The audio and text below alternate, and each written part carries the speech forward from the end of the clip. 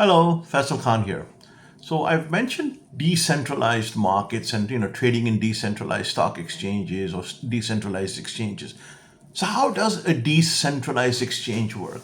In a centralized exchange, there is one party that is actually owning and operating the exchange on behalf of a company or whatever it may be. It's usually a company, a stock exchange company, etc., a joint stock company, what have you. And they have rules and regulations, everything. But there's one system, there's one central system. If that goes down, everything goes down. If they go bankrupt, everyone else goes bankrupt. Everything is managed by one party. In a decentralized system, you can take that same thing and just make like thousands and thousands of copies of it. There is no one party to go to. So the question arises, if there isn't a one party to go to, then how do I possibly trade? If I'm trading with someone, you and I are trading, then how do we trade?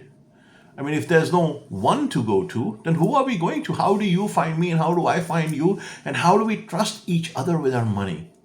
Well, the first thing is you have to be present in the same place, and that same place means the same blockchain.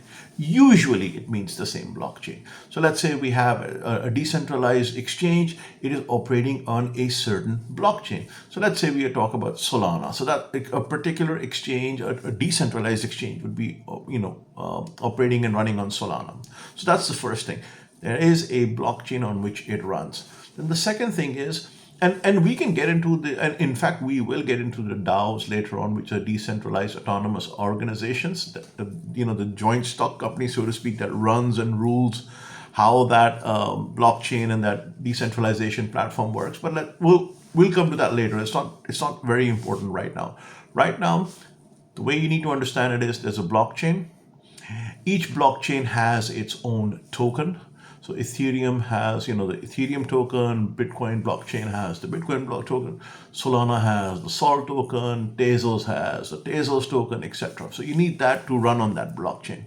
So if we're talking about Solana, then you need the Sol token, right? The Solana token. And what it does is there's a smart contract that is operating on the blockchain. That's it. So think of it this, now the blockchain is operating a smart contract and it's operated for everyone. Right? So in order for you and I to do a trade, we need to escrow that amount to someone somehow. And that is what the smart contract does. That is what it allows us to make that transaction happen, because for that, let's say definitive time period, are acting as the escrow agent. So a smart contract will say, listen, Faisal wants to trade with Peter. Peter wants to trade with Faisal. I have something that he wants. He has something that I want. So we both commit to the smart contract. It will take our assets and then do the trade. And that is what it is. And in order to do the trade, you need Solana, because that's the currency of choice for that smart contract to operate on. So liquidity providers who will come in will get benefited and be repaid in Solana. Operators who provide whatever sort of mechanisms they do on that blockchain will be paid in Solana. People who make the smart contracts will be paid in Solana. So everyone is paid in Solana. So that Solana becomes the currency of that blockchain. But the decentralized nature happens through the smart contract. I don't trust you. In fact, I don't even know who you are on the chain. And you certainly don't know where I am, but we both trust the chain. We both trust the currency of the chain, and we lock and connect our wallets to that chain. And once our wallets are connected to the chain, the smart contract allows us to do the swap. That is what makes the contract go. If someone wants to buy and someone wants to sell, and this is the buyer and this is the seller, this comes here somehow through the smart contract, and this goes here, which is the payment or whatever it is, through the smart contract. That is how the swap or the transaction is executed. The smart contract runs, it's like a computer program. It runs on that blockchain, and it says whoever connects to this blockchain, wherever they may be, anywhere in the world, if they are wanting to do a trade through me as a contract, then yes, I will make it happen. And that is essentially how decentralized trading works. I will do 2 other videos on this later on, once our collective understanding of yours and mine is good enough to understand slightly more complex issues like DAO and how these contracts are enabled, who governs them, how they're monitored, etc., etc. But basically, think of it as this way.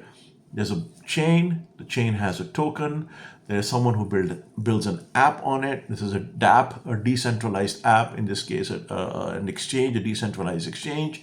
Then there are participants to that exchange, and there's a smart contract which makes that transaction happen. That is essentially how decentralized trading occurs and decentralized apps work.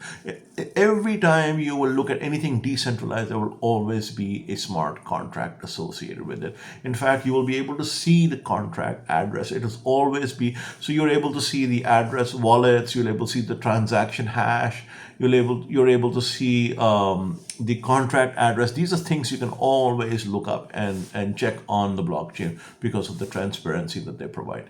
Anyways, I hope you get a little bit of an understanding of how decentralization works in these blockchain. We'll explain more. Till next time, this is Faisal Khan signing out.